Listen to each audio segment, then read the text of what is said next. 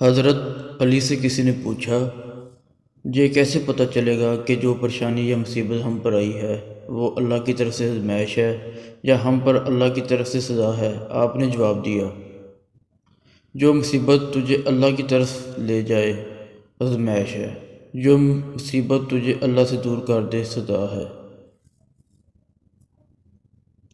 انسان کی تمام پریشانیاں دو باتوں کی وجہ سے ہے: تقدیر سے زیادہ چاہتا ہے، وقت سے پہلے چاہتا ہے۔ پریشانی خاموش رہنے سے کم، صبر کرنے سے ختم اور شکر کرنے سے خوشی میں بدل جاتی ہے۔ مصیبت کے وقت گھبرا جانا مصیبت سے بڑی مصیبت ہے۔